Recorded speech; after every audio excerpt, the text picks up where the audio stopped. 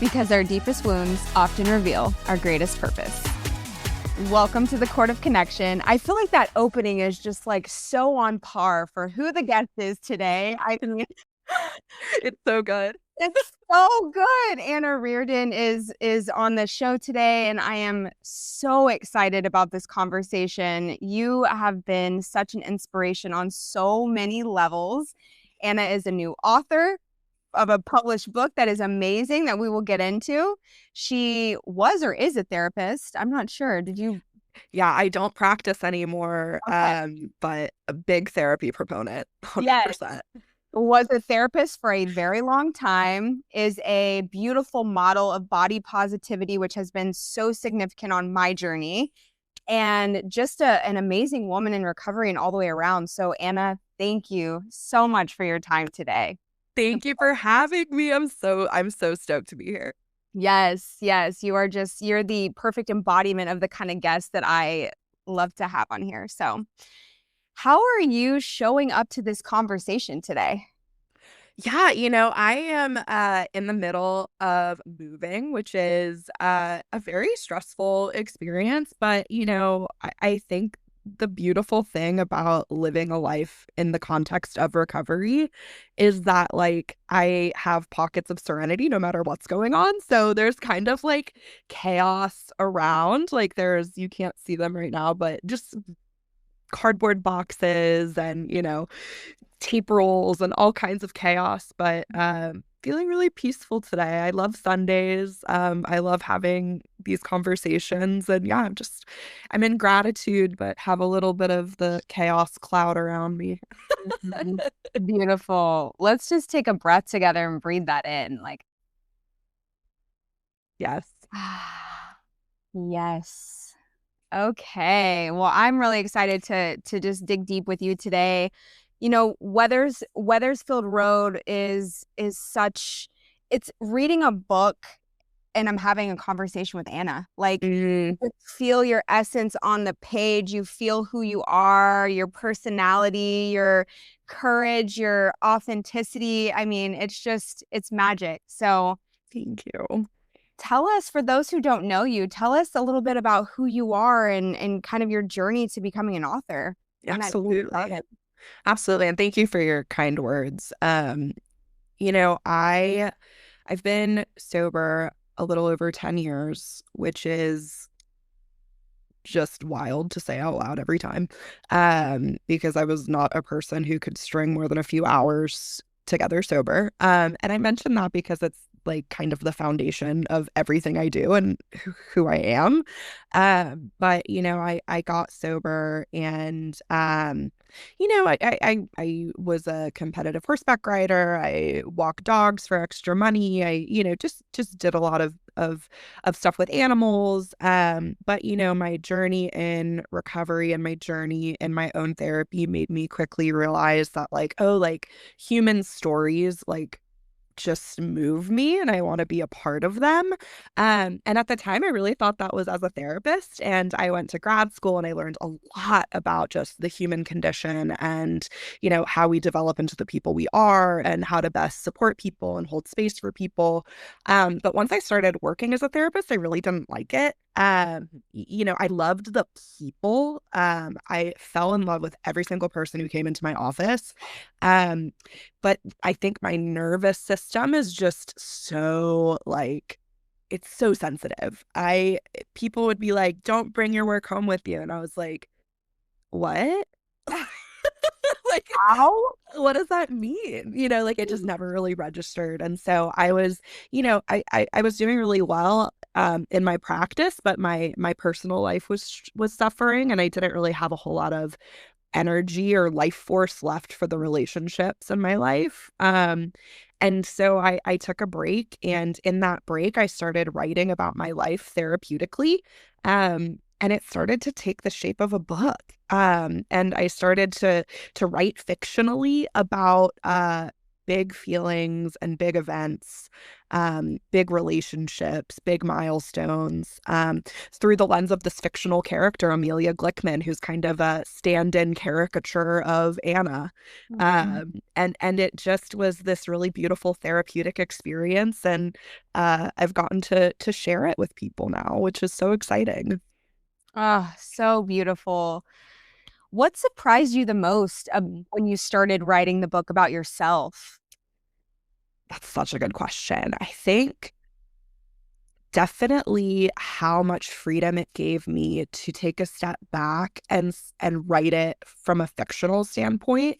I think something about, and we kind of have this in the recovery process, like when we look at things, when we inventory things, when we kind of consider different aspects of how we're showing up and how other people are showing up, or whatever that looks like, we're kind of taking an objective point of view and like looking in on it, almost from like a different ground, if that makes sense. And something about writing the story fictionally helped me to do that with some of the most painful experiences. Mm. And I think the thing that surprises me the most to this day is something that one of my favorite authors said, is that to tell the real truth, sometimes the facts aren't always the most accurate when it comes to storytelling. Mhm. And that just continues to surprise me, and I love it so much. That brings up such a great point because as a person also in long-term recovery and someone who's been in therapy for a long time, there is something about us overly associating with parts of your life that leave you flooded, right? Or left you Yes. flooded. And so I love that perspective because that's really how you move through the heavy stuff, is to disassociate from it in that way, not in your body, but as, I'm watching the movie, Yes. Yes. just a few feet back. And so I'm not the person. I am watching what happened, right? 100%. It's very like I'm a spiritual being having a physical experience. And like it's very like I'm having feelings. I am not my feelings. And that is like I used to be like, I am pain. Like that's what I Yes. am. Yep. Yep. Oh my gosh. It's a weird experience to be like, no, I'm in pain. Like Yes. I am not pain. Yes. Yes, exactly. The over-identification and the drama that we have around that sometimes, and it's very real also. Totally. So I Totally. don't want to discredit that because No. that has been a big part of my journey lately too, is not skipping over the emotion that's there, right? Like Yes. there is still emotion. I can see something from a different perspective and I can have a level of freedom around that by disassociating, but I Yes. also, it's still in my body and I still have, Yes. you know. Yes, and I in grad school learning that, like I remember a professor said to us, every feeling has a physiological response in the body. And I was like, "What?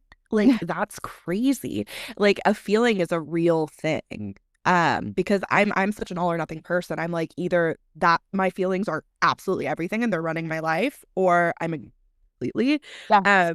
Like what does it look like to just like feel them, let them move through my body, have their moment so they don't get stuck, because I this is a big theme in the book, learning about how the feeling itself can't hurt me, but how I deal with the feeling can absolutely kill me.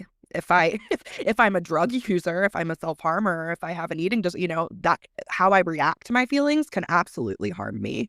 But the feeling itself really can't. Right. Right. Ah, that's, yes, so well said. That is exactly it. And so many of us run from that feeling, the feeling. And I was talking to somebody earlier, and it's like the mind says, if I go all the way there, I'll never come back. I'll never come back yet. I'll never come back. And so Yep. we just stay on the surface of that emotion or feeling, and it just recycles and recycles and Totally. recycles. Yeah. So, Yeah. so good. So, was there any part of you, or I'll ask it differently. Um, what did it feel like to step into complete visibility on a public level of details of your life? Terrifying. It was so terrifying. I mean, it's still terrifying. I'm kind of like, uh I'm kind of more comfortable now that it's like been published. It's out there. Whoever's gonna read it's gonna read it, and I've kind of come to terms with that. But I had what Brene Brown calls a vulnerability hangover for like 3 months. Like just feeling really raw, feeling really exposed, and feeling not in a bad way. Like those seem like really intense words, but it was like those were all things that I needed to do to feel at peace with this part of my story, I think. And there were really hard parts of that, just like there are really hard parts of, going to therapy or whatever it is. Yeah. Yeah. I had this moment when I was launching the podcast, which ultimately wasn't even something I really wanted to do. It was direction from God that was like, Sure. this is the next thing. And I'm like, Yeah. really? You know? Yeah.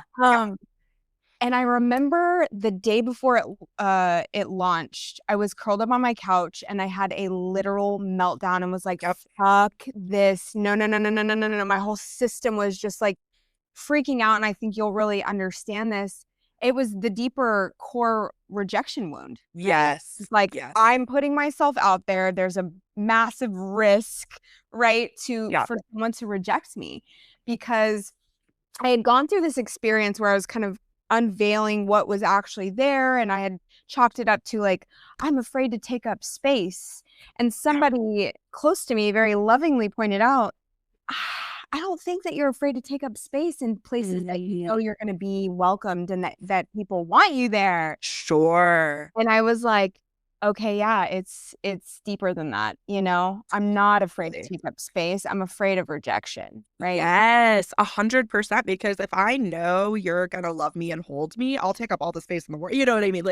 Like, with people like you, I'm like, I'm completely whatever. I'll tell you anything. I'll tell you know what I mean? But if there's a chance that somebody could say, "No, who you are is wrong," I shut down completely. And it's like, why do I make that person God? That person who's going to shut me down, why do they get the say in how I show up? It's so interesting. It is interesting. I feel like we're so in sync here, because I've actually been doing a deep dive into that part specifically. And it's like, yeah, why is that? Well, because on some level, there's still a part of me rejecting me. Like there's still something there. While I've done a ton of work and I love who I am, there's still pieces in there that reject myself on a certain level, or you wouldn't be able to. Right. 100%. And you've mentioned parts, and parts work is, I mean, wow.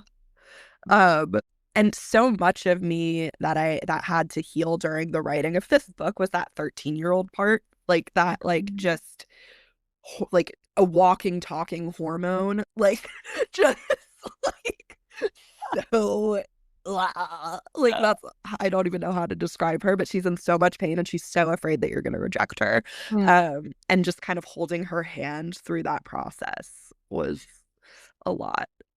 Yes. How Love her though. Right? Oh, bless her heart. I know. It's beautiful, and man, it feels so real when you're when she's taking the driver's seat. You're like, babe, I need you to get back there. I need you to hop in the back seat. Yes. And not be a bitch. She's such a bitch. That brings me to my next question. What was that? Because I obviously know your husband. I don't know him super well, but I know his essence, and I know y'all's relationship, which is absolutely beautiful. Yeah. What do you think if you were Tanner right now? How would you describe how Anna was showing up writing this book? I I would love to just ask him, because he'd be like, Tanner, call him in. Call. I think he would probably say you were just sensitive. I think I was just ultra sensitive, and I needed a lot of reassurance about, like, I think I asked like a few times a week, like, am I doing the right thing? Like, is this crazy? And having a partner there that was like, you're absolutely doing the right thing. Like, this is exactly where your higher power led you. Like, I believe in you. Like, I really did need that. And I got that, from a lot of different people in my life who were there to kind of hold up a mirror and be like, hey, you decided to do this and that's amazing. And like, we're here to help you follow through on it. But I would say that I was probably just a lot. You'd probably be like, you were a lot. But he's the sweetest man in the world, and he was very, very kind and patient with when the 13-year-old would kind of come out and be like, you know. Yes, yes. Yeah. So you went from being a therapist to an author. Was there any piece of that? And I'm gonna bookend with my current experience after you answer the question.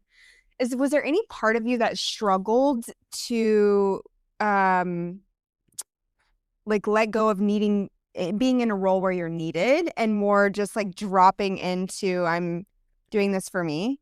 Totally. I think like the time in my life when I decided to leave therapy, it's easy for me to gloss over it, and be like, I left therapy because it wasn't for me. And then I started writing. I was like, no, it was really fucking hard.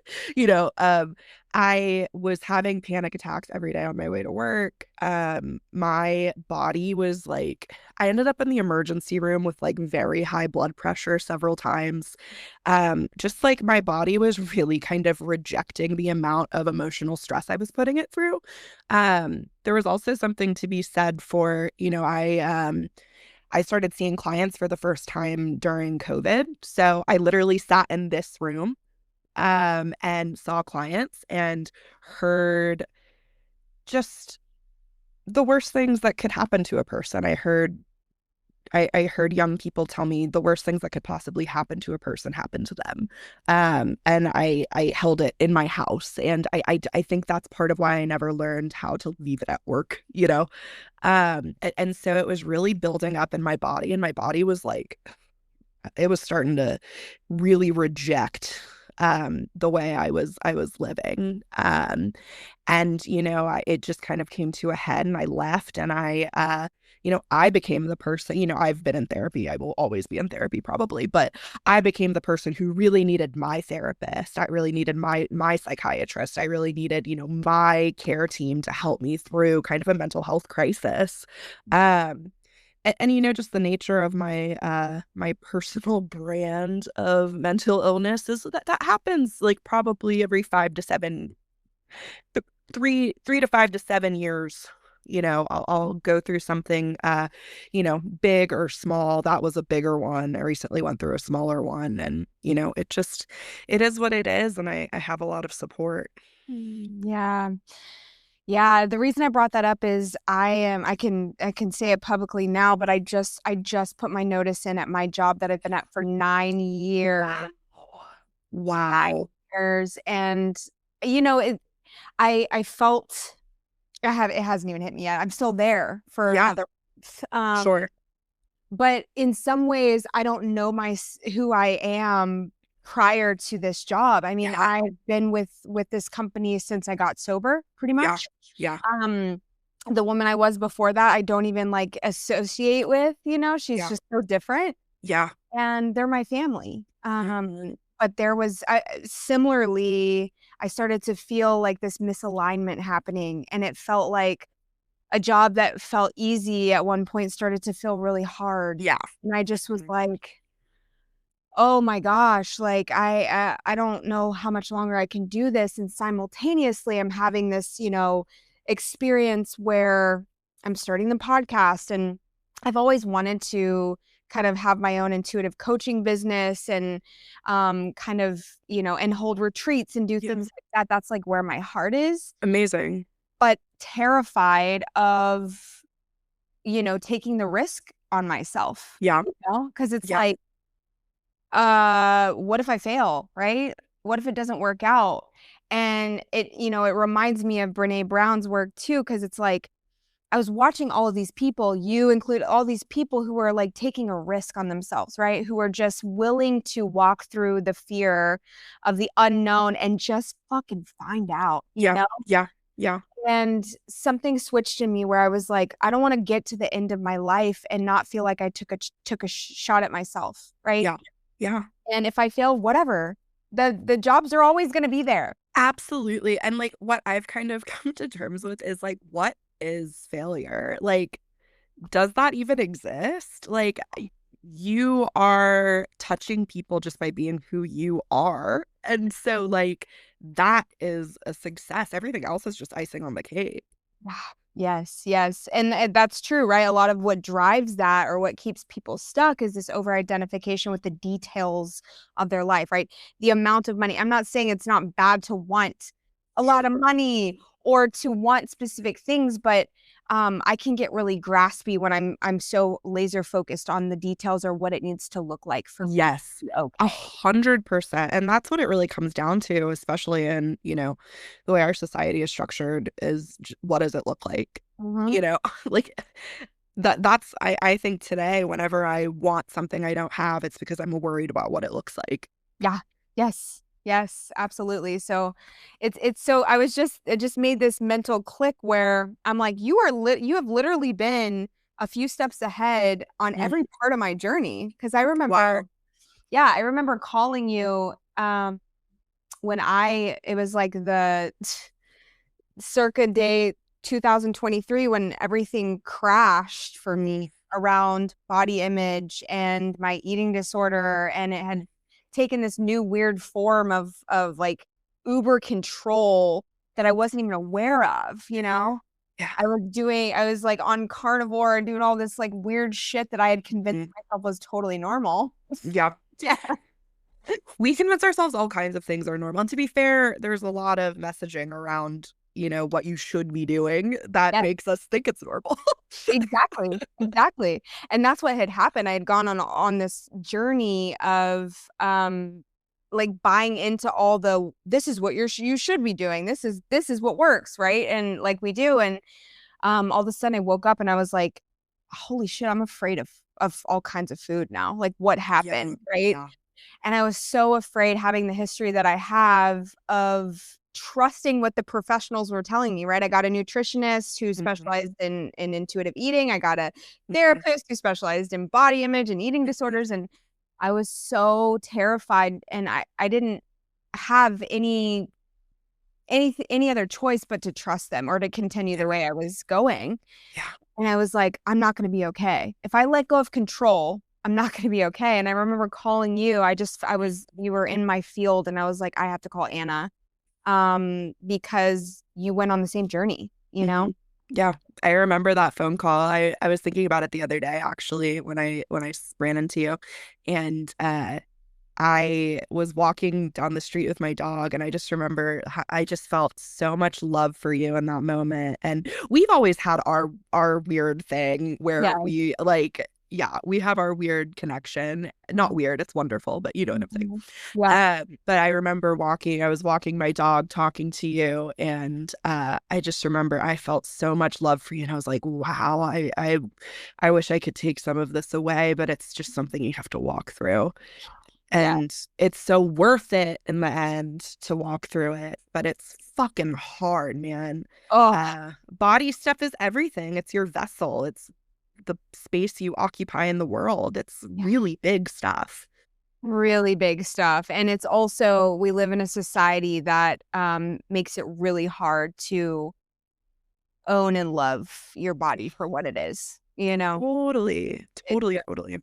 Yeah, it's so intense. So, yeah, I remember that part of my life was probably one of the hardest chapters in recovery for me. Yeah, I mean, it was I get that. panic attacks, laying on the floor, like, I'm getting dressed every day was like, "I can't do this," you know? Yeah, Ooh. yeah, I've been there. Yes, yes. And, like, it surfaces here and there, but Yeah, overall, yeah, I remember you saying, like, "I'm telling you, it changes, it gets better, it is the yes, best thing that you can do for yourself," and, it was yeah, because I have so much freedom around food and freedom yeah, around my body where it's like, And I just didn't think that was possible. So I'm so glad you found that. I'm so glad you found that. And I'm grateful for the woman who talked to me on the phone when I was like, what the fuck? Like, I can't, I have dieted since I was in third grade. yes. What do you mean stop? Yes. Like, that was so scary for me because I've always had a larger body than my peers. Like since I was in elementary school, my body's been larger. Sometimes that meant being overweight, sometimes that meant not being overweight, but it didn't matter. My body was my body. I was always bigger. And it always was like, oh, well, like your body is bigger, so you will restrict your food. Like that's what you have to do for the rest of your life. You will restrict your food. You will manage, you will try to be smaller for the rest of your life. And when I decided to stop doing that, it was fucking terrifying, you know? I had to, I went big one way and because I had been big the other way. And, I had to really find the middle ground and find out what does health mean for me? What do I want to feel like in my body? And what does that look like in terms of what I'm eating and how I'm moving? And, really realize that it's a personal journey. Like somebody's health and their relationship with their body is none of my fucking business. No. And something I learned along the way was to stop commenting on people's progress, body. Totally. Like, and it was so unconscious for me, right? Yes. Somebody would, their body would change and I would be like, wow, you look blah, blah, yeah. blah. Mm-hmm. And then I was that person where that was happening, but I was actually the most miserable and sick I'd ever been, right? And and so that little thing that people are so unconscious of has such a massive impact, Totally. I would be in like the most disordered, restrictive part of my eating disorder. People would be like, wow, you look great. Mm-hmm. And I'd be like, oh, okay, well, I guess this is what I need to keep doing. Yes. Yeah. 100%. Yeah. Oh, I'm just the authenticity, the way that you carry yourself, like you are just such a top-notch human being, like really, truly, like our authenticity is like our greatest superpower. It is the thing that gives other people permission to do the same, Totally. Well, that's how I see you as well. You're just such a light. Yes. I think there's something about it, which is so funny. I just want to say this online. You and I have never really spent any time together. No, I know. I was going to say that earlier. It's not like we don't like go to lunch or coffee. Like we just like have a soul connection. Yes. It's really interesting. We're not in the same friend group necessarily. No. We're not, it's really interesting. Like somebody mentioned you the other day. I was like, oh, she's like one of my like. Yeah. Like, when's the last time you saw her? I was like, I don't remember. Yes. There is a soul thing. There's a recognition there. There's a deep resonance, Totally. A mutual respect. Absolutely. Yes. So you mentioned your kind of mental health. That's such a hot commodity, hot topic these days. Tell me about your mental health struggles and how you've kind of navigated that through this whole process. Yeah, I've just always felt stuff so intensely and so deeply. And I've always been uncomfortable from the time I was really little. And, a lot of that showed up in my alcoholism and addiction and the way that I tried to change the way I felt with those. And the way I see it personally, and, I think everyone sees it differently, but for me in my journey, it's like I have my alcoholism and addiction, and there's a way that I treat that. And that is in a very kind of spiritual sense.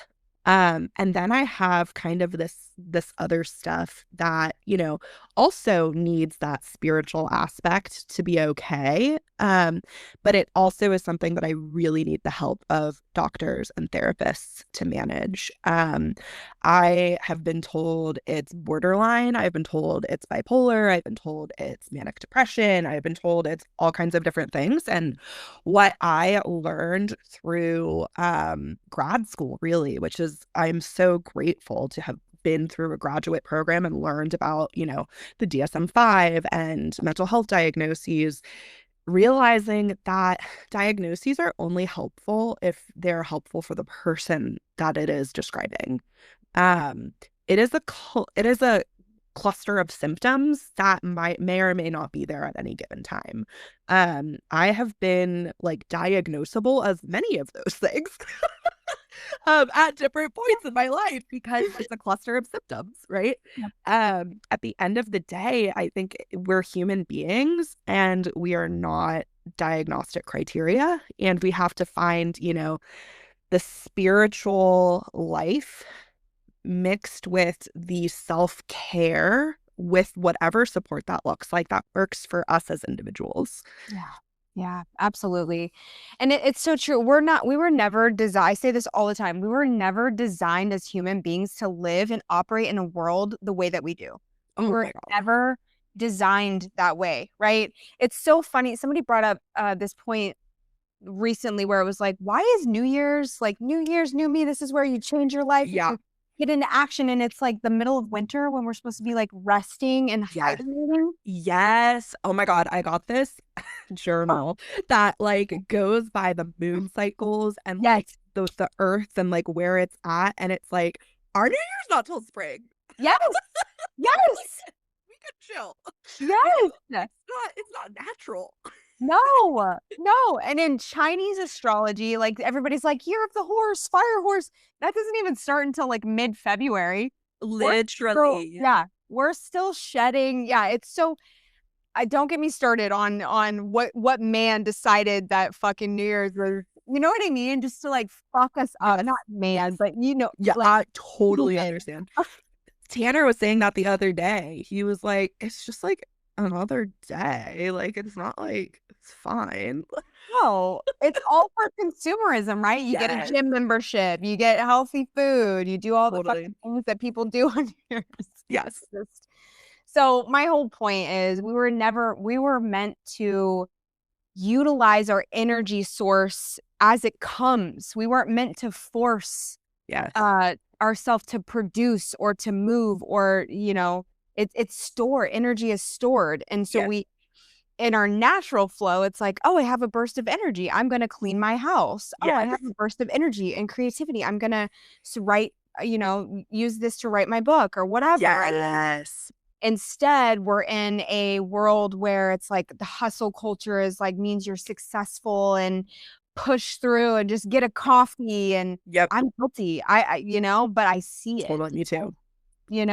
Absolutely. We're cyclical beings. The earth is a cyclical being, it's like all of those things. And yeah, it's so interesting too, because just like like you said, the consumerism, capitalism, all of those things like make it so it's like hustle push. And something that I got to do in becoming a writer was listen to my body. Like some days I write 5,000 words, and then other days I'm like, oh, I can't do anything. You know what I mean? But it's like, it's also a privilege to be able to follow that and listen to my body, because so much of the world just doesn't live in that reality. So much of the world lives in the reality of, too bad you have to clock in. Like, I don't care how you feel. You know what I mean? Yes. Which is the thing I'm most excited about. Like, it's a risk that I feel prepared to take, because I also am reframing what I think it needs to look like, right? I may have to get creative for a while. I may have totally. to like adjust my lifestyle. Like I may have to do these things and I may not, but I'm willing to do that to not sacrifice my soul anymore. Absolutely. And like God's done so many incredible things in your life. Why would God stop now? You know what I mean? Like, it's God didn't bring you this far just to drop you on your head. No. And the desire was placed on my heart by God. You know what I mean? So all the resources are going to work themselves out, Yep. Yeah. So you are writing a second book. Are you allowed to talk about it? Oh yeah, I don't have any rules. I love that. Yes. Tell us about it. I'm so excited. I'm writing a book called Broadway Baby. There's a character in Wethersfield Road named Kat, who was a completely made up character. Like she literally was based on no one. Um, and I fell in love with her. I thought she was so cool. And I was very into theater when I was in high school, and kind of stuff with my addiction made it so that that wasn't something I followed through on. But Kat did. Kat went to theater school. Kat went to New York, and she started auditioning. And she's from Austin, but she's gonna kind of have been the other side of addiction, where her mother was an alcoholic who got sober when she was about 13. And so she kind of has both of these aspects, these perspectives of active alcoholism and active recovery, and what that looks like as a family member. And she gets cast in her first real show. And she's working in the theater, and she's, figuring it out, and, falling in love with the stage manager and going on all kinds of wild adventures. So it's been so fun to write. Wow. I've been loving writing it. It's so fun. Wow, that's so fun. And you just feel in flow, like you just feel like you're just so in flow and alignment. Do you edit your own stuff? So I work with what's called an author coach. And basically how it goes is I will write a chapter, send him the chapter. He'll go through and make like what are called line edits, which are just like, this is incorrect grammar.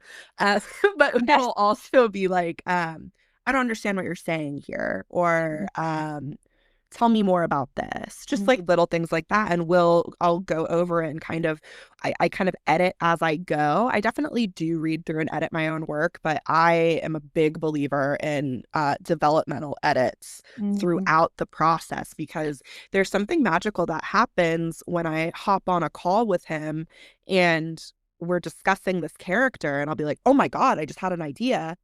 And it's not an idea I would have had if I had just been like sitting in a room by myself. I think creativity is just collaborative most of the time.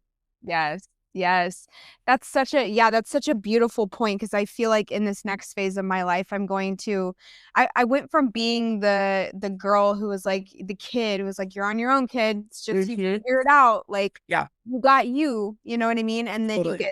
you get sober, and you realize like, oh shit, I can't do this without community. Yep. Right. Totally. And now that is I'm feeling very called to open my heart to collaboration, and that this next chapter is not something I'm going to be able to do on my own, Totally. And how beautiful is that, kind of being forced into that place of like, I don't know how to do this. Like, I need you to show me. I think that's where a lot of magic happens. Mm-hmm. What have been your favorite parts of this journey of becoming an author? I think my favorite parts have been meeting people who met Amelia in Wethersfield Road and read the book and said, oh, this like changed something in me. It I'm just like, what? Like, it like, I'm not gonna sit here and lie. It's not a bestseller. It is not making me a ton of money. It is not, the most successful thing I've ever done. But I've also had people that I've never met reach out and say, this was one of my favorite books of the year. And that's because I felt seen in a way I didn't even think to ask to be seen in. And that's a gift. And I always said when I started out, I was like, if I can touch one person with this book, like I will have done my job. And the cool thing about a book is that it has a long tail life. Totally. It's like someone could read that thing in 20 years and be like, oh my God, Amelia Glickman. Yeah. Her. You know what I mean? Totally. Totally. It's a cool thing. It's just out there now for whoever needs it. Yeah. Oh, I love that. It's so cool. I mean, that's got to be such a crazy experience to like walk into the bookstore and be like, yeah, it's weird. hey, what the hell? It's very weird. It's very, very weird. But yeah, I've met so many cool people, and there are people I've gotten negative reviews who are like, I don't know what's wrong with this person. Like, this is real, like, just don't get it. And I'm like, yeah, it's not for you. Mhm. You know what I mean? Like it's not for everybody. And that makes me think of our conversation earlier, that piece of rejection. It's like, if there's not something that somebody would be like very offended by, Yeah. like maybe you're not telling the truth enough. Mm. You know what I mean? Like, Yes. piss somebody off. You're probably doing Yeah. something right. Yes, yes. That's so funny. So this last year I had a massive like awakening again. Yeah. And I remember my sponsor kept saying, disappoint them. And I'm like, Yeah. what? I don't What do you what mean? Yeah. do I need? Sure. And then sitting where I am today, I'm like, oh, I get it. It's like, how do I be okay in the disappointing of other people? Right? Totally. How do I learn to hold myself and still be okay disappointing somebody, Yeah. you know, or And being misunderstood or totally. being rejected or whatever, you know? Yeah. Because I think about not everybody in the world's my cup of tea, No. you know, but still like the wound is real. And when I feel like you're rejecting me, it's still like, you know, Oh, oh, oh my God, it is just devastating. And that's another big thing in Wethersfield Road, where Amelia has to really realize, like, I'm more than a reflection off of other people. Like, I am real and I get to be real. Mhm. Like, as silly as that sounds. Yes, absolutely. How has this process changed you specifically? Mm.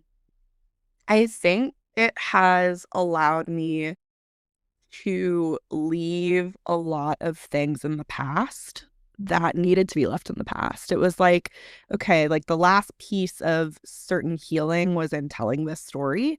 And you know, it's called Wethersfield Road. That's the street I live on. Don't come stalk me, please. He's moving anyways, it's fine. Yeah, I'm moving. But you know, we're packing up this house where I've lived for 12 years, and all of the things that the book is based on, you know, unfolded within these walls. And we're moving on to, you know, a bigger place where we can grow our family, and, you know, leaving behind kind of an older version of myself. And I think, you know, finishing the book, publishing the book, and then, you know, moving from the house is just, it's a new era. It really is. And it's very bittersweet. Yeah, that's gonna be an emotional one. That's gonna be an I'm sure it's already started, but it's gonna be one of those Yeah. fucking ugly cry. Yes. Like guttural. Yeah. 100%. Oh my gosh. So tell me, like, for someone who's reading your book, right? What do you think that's going through change in their life, that's afraid of, you know, being authentic or going through whatever transition they're going through? What would you tell them? I've been like really kind of, I mean, morbid's the wrong word, but I've been kind of really macro about this recently. I lost my grandmother in October. And I had the honor of being with her as she transitioned, and I got to hold her hand. And, you know, I saw someone die for the first time, essentially. And it fundamentally changed me. Um, what I would say is like, this is it.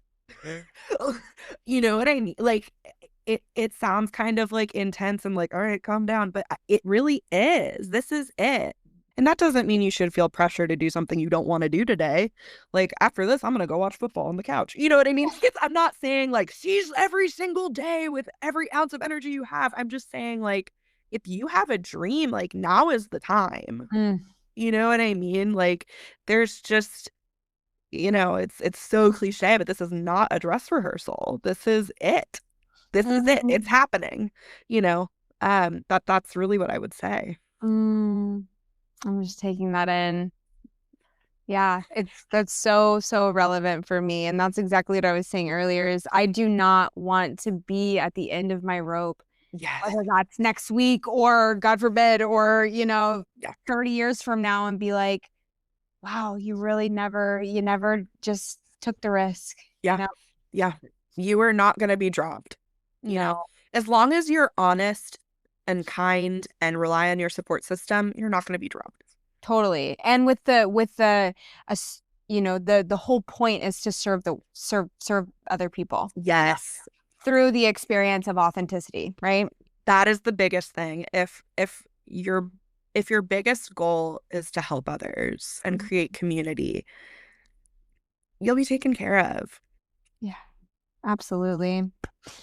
So where can we find you? If people want to find you, find your book, tell us all the things. Absolutely. So you can find me on Instagram at millennial author Anna. That's also my name on TikTok and Facebook. You can find me at anna-writes.com. There you can buy signed copies of my book. You can also buy cute little merch that's goes with the themes of the book. That I worked with a friend on that I love them. I think they're so cute. You can also find my book on bookshop.org, which is a website where if you buy through them, it supports local independent bookstores. And you can also get it on Amazon if you want. Amazing. Oh my gosh. I'm just first of all, how old are you? I'm 33. Yeah, I'm 33. I was about to say, we're the same age, because we have the same amount of sobriety time too. I didn't know that. I knew it was probably close, but anyway. Oh, Yes. I'm so inspired by you. You are amazing. I will make sure and link everything in the description when your episode releases, but I'm just excited to be on the sidelines watching what's next for you. And the feeling is so mutual. Yes, girl. Oh, so much love and gratitude to you. And I'm sure I'll see you when I see you, girl. We love it. Yes. Thank you so much for your time and for being such a gift to this world. Thank you. Yes. Good luck with your move, too. Thank you so much. Yes, we need it. May the cord that binds us to one another and to Source remind you that you are never alone, always guided, and always home. Until next time.